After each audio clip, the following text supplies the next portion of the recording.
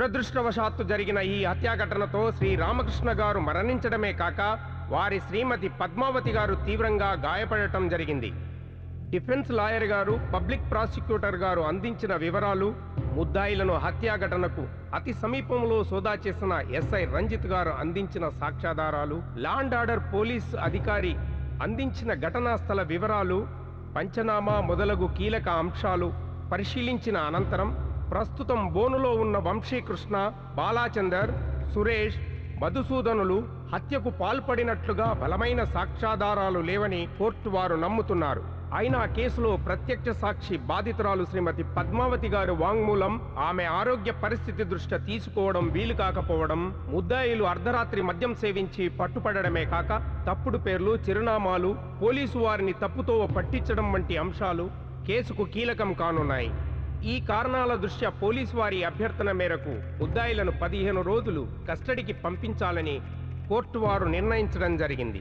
ఈ కేసు తదుపరి విచారణ వచ్చే నెల 7వ తేదీకి వాయిదా వేయడమైనది. అసలు నీకు బుద్ధి లేకపోతే వాళ్ళననే ఏం లాభం? మనిషి అన్నాక కాస్త బుద్ధి జ్ఞానం ఉండాలి. ఆడపిల్లవు సిగ్గు సరం లేకుండా వాళ్ళతో తిరగడం అంటే, వాళ్ళు దుడుకు పిండాలు జాగ్రత్త సుమాని మొదటి నుంచి మొత్తుకుంటూనే ఉన్నాను.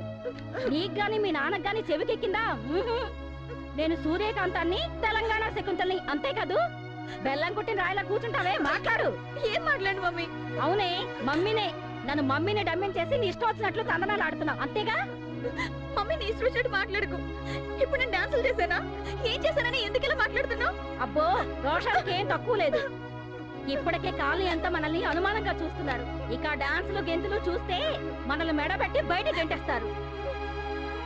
ఆ చూపు చూడు, చేసిందంతా చేసి ఏమీ తెలియదల్లా మొహం పెడితే ఎలాగే? నేను మొదటి నుంచి మొత్తుకుంటూనే ఉన్నాను. ఇప్పుడు ఆ వెధవులు చేసిన మర్డర్లో నీకు భాగం ఉందంటే మన గతం కానే. అవును, మేమంతా ఒకటే బ్యాచ్, సుధయ్ మా గైడు అని పోలీసులతో ఒక్క మాట అన్నారంటే నువ్వు, నేను, మీ నాన్న అందరూ కలిసి ఒకే తాడుతో ఊరేసి చావాలి. చిచి, ఇంత బతుకు బతికి ఆఖరి కూతురు చేతిలో చావాల్సిన కరం పట్టింది.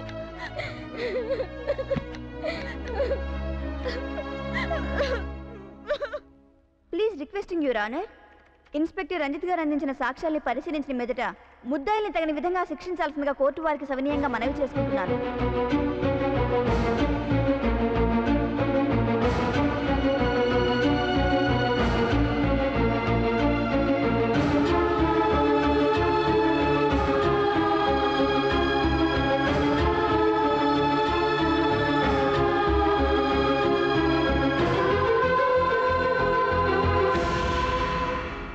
సాక్ష్యాధారాలు పరిశీలించిన పిదప ముద్దాయిలపై అభియోగాలకు బలమైన ఆధారాలు లేవని కోర్టు గతంలోనే అభిప్రాయపడింది. అయితే హత్యాఘటనలో హతుడు శ్రీరామకృష్ణ గారితో పాటు గాయపడిన ఆయన భార్య శ్రీమతి పద్మావతి గారి నుండి రికార్డు చేసిన వాంగ్మూలం ప్రకారం ముద్దాయిలుగా పిలువబడుతున్న వంశీకృష్ణ, బాలాచందర్, సురేష్, మధుసూదనులను నిర్దోషులుగా భావించి కోర్టు వారిని విడుదల చేయుచున్నది. పోలీసు వారికి ముద్దాయిలు తప్పుడు పేర్లు, చిరునామాలు ఇవ్వడం కేవలం ఆ పరిస్థితుల్లో భయంతో మాత్రమే జరిగి ఉంటుందని కోర్టు వారు నమ్ముతున్నారు. అయితే బాధ్యత గల పౌరులుగా ప్రభుత్వాన్ని ఏ పరిస్థితుల్లోనైనా మోసం చేయడం నేరమే గనక మొదటి తప్పుగా భావించి మరొక మారు అలాంటి పొరపాట్లు చేయకూడదని హెచ్చరించడమైనది. అసలు హంతకులను సత్వరమే పట్టుకొని అప్పగించాల్సిందిగా పోలీసు శాఖను ఆదేశించడమైనది.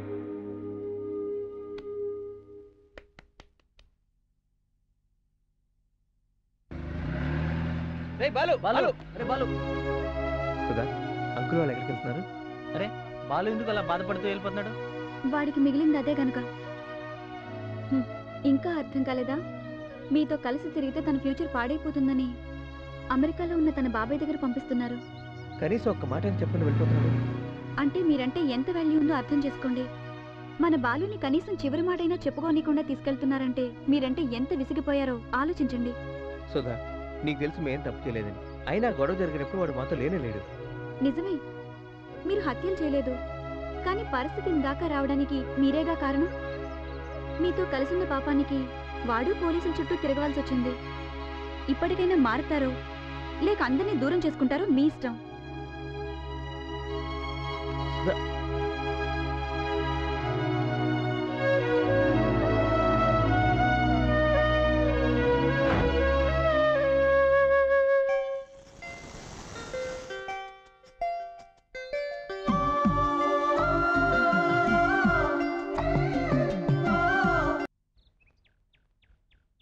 ఏదేమైనా కానీ చాలా పెద్ద తప్పు జరిగిపోయిందిరా.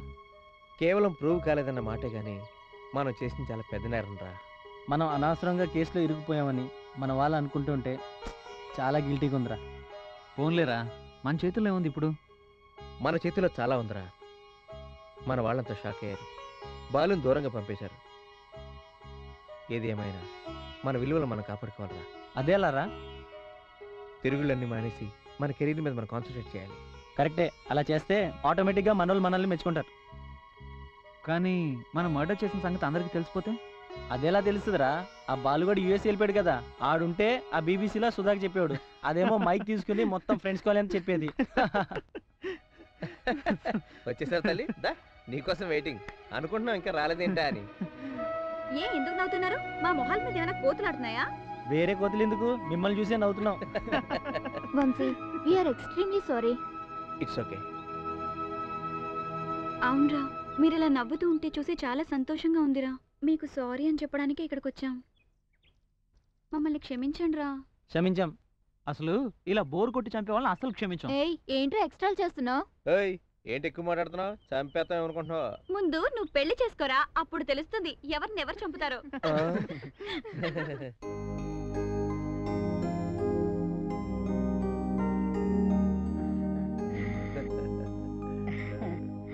రే వంశీ, మొదటి నుంచి ఇలా చదువుకునుంటే ఎంత బాగుండేదిరా. పోన్లేరా, అదంతా ఓ పీడకలు అనుకుందాం. ఎవరివో పాపిస్ట్ కళ్ళు బడి వీడికి మచ్చొచ్చింది గాని వీడికేమండి నా బంగారు కొండ. వాడు నా కొడుకే. గొప్పేం కాదు. కాకపోతే మీ గురించి నాకు తెలీదు. మీ కొడుక? ఆ, వాడు తిట్టులు తినేటప్పుడు నా కొడుకు, పొగిడేటప్పుడు మీ కొడుక? అవునే, తప్పులు చేయటంలో నీ పోలిక, పౌరుషం ధైర్య సాహసాల్లో నా పోలిక. లేని మీసానికి అంత ఎందుకులేండి. వాడు చదువు ఎందుకు చెడగొట్టం? పదండి. అంతేనంటావా? అంటే రే నాన్న, నువ్వు బాగా చదువుకోరా. నువ్వు చదువుకోరా. అలాగే నాన్న. మీ నువ్వు నాన్న పదవే. అంటే ఏం వచ్చినా నువ్వు పద. పడలేము ఈయన్ని. ఒరే, ఇంటర్వ్యూ గురించి ఆలోచిస్తే చాలా టెన్షన్గా ఉందిరా బాబు. మనం ఇప్పటికైనా ప్రిపేర్ అయితే సరిపోతుంది. సరే. రేయ్, ఫోన్ రింగ్ అవుతుంది చూడు.